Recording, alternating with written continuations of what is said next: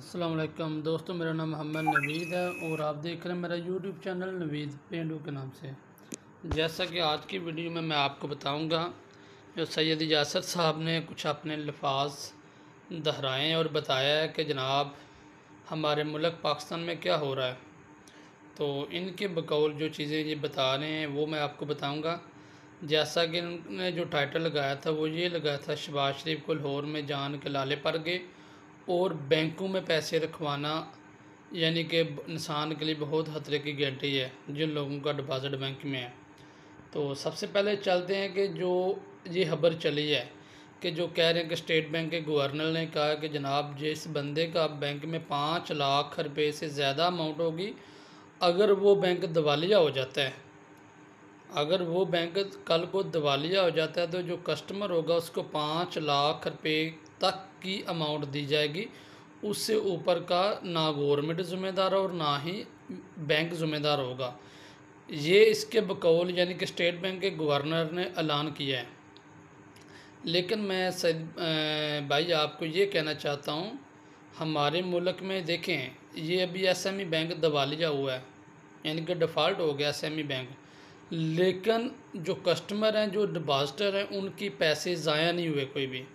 जो हमारे कंट्री के ऊपर एससीपी जो security exchange of Pakistan control कर रहा है मुख्तलिफ अदारों को, बैंक को, और जो मुख्तलिफ यानी कि अदारे हैं, फिनंशियल अदारे हैं, उनको कंट्रोल कर रहा है। तो देखें अगर ऐसे है तो फिर तो डेफिनेटली पूरा मुल्क ही डिफ़ॉल्ट हो गया, क्योंकि अगर किसी बंदे को श्योरिटी नहीं है कि मेरे पैसे बैंक में महफूज हैं या नहीं हैं तो डेफिनेटली वो कभी इन्वेस्टमेंट नहीं करेगा। अगर वो इन्वेस्टमेंट नहीं करेगा तो पाकिस्तान में रोज़गार के मौके नहीं होंगे। जो फ़ॉरेन लोग हैं वो इन्वेस्टमेंट कैसे करेंगे? वो बैंक के थ्रू इन्वेस्टमेंट करेंगे, क्योंकि अपनी पॉकेट में तो वो करोड़ों रुपए लेके वो नहीं आ सकती इन्वेस्टमेंट करने के लिए। लेकिन मेरे पॉइंट ऑफ व्यू से ये खबर बिल्कुल झूठी है। इसी वजह से मैं आपको कह रहा हूँ कि खबर झूठी है, क्योंकि अगर ऐसा हो तो जो एसएमई बैंक डिफ़ॉल्ट हुआ है तो कस्टमर के जिनके 5 लाख से ऊपर अमाउंट उनको ना मिलती, उनको तो मिल गई है। बहुत ज़्यादा लोग हैं जो जानने वाले भी हैं और रिसोर्सेज मुख्तलिफ से पता चलता है कि उनको पेमेंट उनकी रिसीव हो गई है। तो ऐसे कभी नहीं होता कि अगर बैंक डिफ़ॉल्ट हो, और जो कमर्शियल बैंक होते हैं या मैक्रो बैंक होते हैं, अगर डिफ़ॉल्ट की कंडीशन भी हो इनके ऊपर, लेकिन वो कस्टमर का जो अमाउंट होती है वो जो पाकिस्तान का स्टेट बैंक है जो सबसे बड़ा बैंक है, ये उसकी ज़िम्मेदारी होती है। डिपॉजिट ऑफ कॉरपोरेशन होता है, इसमें कोई ये छोटी मोटी बात हो रही है कि किसी शॉप में जाके आपने डिपॉजिट करवाया। ये सोशल मीडिया के ऊपर बहुत ही ज़्यादा झूठे तरीके से खबर फैलाई जा रही है। तो मेरे जितने पाकिस्तान बहन भाई हैं उन सबसे मेरी यही रिक्वेस्ट है, आप इस तरह की जो झूठी खबरें हैं इनसे आप दूर हैं। ये मामला जो हकीकतन है ना, ये ऐसी कोई बात नहीं होती कि आप 5 लाख रुपए अगर जमा करवाते हैं उससे ऊपर वाले जो होंगे उसका यानी कि गवर्नमेंट और बैंक ज़िम्मेदार नहीं है कोई भी। तो 5 लाख की ऊपर वाली अमाउंट ही कह रहे हैं, नीचे वाला नहीं बता रहे कोई भी। लेकिन मैं अपने जितने भी मेरे ऑडियंस हैं और जितने भी मेरे सब्सक्राइबर हैं सबको मैं यही कहना चाहता हूँ, ये जो खबर होती है ना ये झूठी होती हैं, सरासर झूठी होती हैं।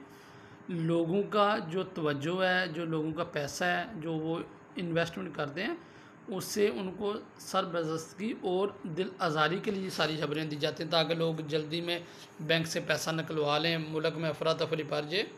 तो ये मुल्क अल्लाह के फ़ज़ल व करम से, अल्लाह के फ़ज़ल व करम से ता क़यामत तक कायम रहेगा। पाकिस्तान का मतलब क्या? ला इलाहा इल्लल्लाह मुहम्मद रसूलुल्लाह, इस नाम से ये मुल्क बना है। दुनिया की कोई ताकत इस मुल्क को मिटा नहीं सकती, कोई भी ताकत, क्योंकि ये जो मुल्क बना है ये एक कलमे की बुनियाद के ऊपर बना है। बड़े बड़े इस मुल्क में चोर डाकू बड़े तरह के लोग हैं जो मुल्क को खा गए, लेकिन अल्लाह के फजल व करम से जब अल्लाह की गिरफ्त उनके ऊपर आएगी तो वो खुद भी सोचेंगे कि ये हमारे साथ क्या हुआ। जिस तरह ये देखें शहबाज शरीफ जब ये वज़ीर आला थे तो इन्होंने मुल्क के लिए बहुत काम किया, बहुत ही ज़्यादा काम किया। और मैं ये कहना चाहता हूँ ऑल ओवर द वर्ल्ड आप देख लें कि हर मुल्क में, कोई भी मुल्क है ना, वहाँ पे जो इन्फ्लेशन है वो बहुत ज़्यादा बढ़ गया है। तो इसी तरह पाकिस्तान के ऊपर भी इफ़ेक्ट हुआ है। जो हमारे हुक्मरान हैं ये अपनी तरफ से क्या कर सकते हैं? ये कुछ भी नहीं कर सकते, क्योंकि इनको चलाने वाले और होते हैं, लाने वाले और होते हैं, सारे मामला जिन्होंने हैंडल करना है वही करते हैं। लेकिन अभी जो मौजूदा हालात हैं हमारे मुल्क में, मैं इतना कहना चाहता हूँ कि हर बंदा जो रोज़गार है या बेरोज़गार है, जिसकी इनकम 50,000 से कम है, वो रो रहा है। लोगों को खाने के लाले पड़े हुए हैं। तो हुक्मरानों से यही रिक्वेस्ट है, यही अपील है, अगर आप इस मुल्क को कंट्रोल नहीं कर सकते तो सियासत ही छोड़ दें। तो जिस तरह ये देखें, शहबाज शरीफ, इनकी फ़ैमिली की पूरी ज़िंदगी सियासत में गुजरी है।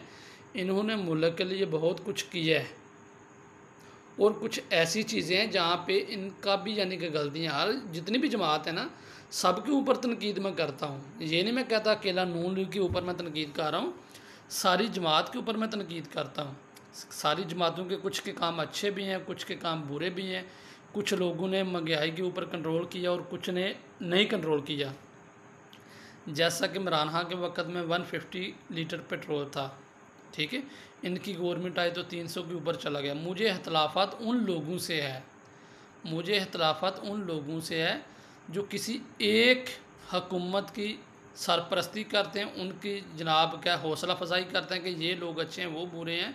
मैं ये कहना, जिस तरह PTI की गवर्नमेंट में 150 रुपीज़ पेट्रोल था, बड़ी दुनिया बाहर आ गई। बड़े बड़े एंकर पर्सन माइक पकड़ के जनाब बाज़ारों में निकल जाते रहे हैं, जनाब नया पाकिस्तान कैसा लगा, जनाब नया पाकिस्तान कैसा लगा। तो अभी देखें पुराना पाकिस्तान में भी ये गवर्नमेंट आई है, किसी एंकर पर्सन ने माइक नहीं पकड़ा, किसी ने बाज़ार में जाके नहीं पूछा जनाब पुराना पाकिस्तान कैसा लगा। मैं यही कहना चाहता हूँ, गवर्नमेंट कोई भी हो, आप उसके ऊपर तनकीद करें, जो आपको समझ आती है आप राय दें, ऐसे नहीं ऐसे होना चाहिए। हमारी आला अदलिया बैठी हुई है, हमारी जो टॉप लेवल की मैनेजमेंट है वो बैठी हुई है, डेफिनेटली वो इसको वॉच ओवर कर रही है। और जो बैनुल-अक़वामी लेवल पे लोग हैं वो भी ज़ाहिर सी बात इस चीज़ को नोटिस में है, उनकी भी चीज़ें ये सारी। तो मेरी यही दुआ है कि अल्लाह ताला हमारे मुल्क को अपने हिफ्ज़ व ईमान में रखे। जो मुश्किलात हमारे मुल्क के ऊपर, हमारे लोगों के ऊपर आई हैं, अल्लाह ताला की ज़ात अपने फ़ज़ल व करम से सबकी मुश्किलात दूर करे। मैं यही दुआ करना चाहता हूँ कि जो भी हुक्मरान हमें मिले, अल्लाह के फ़ज़ल व करम से वो हमारे लोगों के हक़ में बेहतर हो, वो चाहे कोई भी हुक्मरान हो।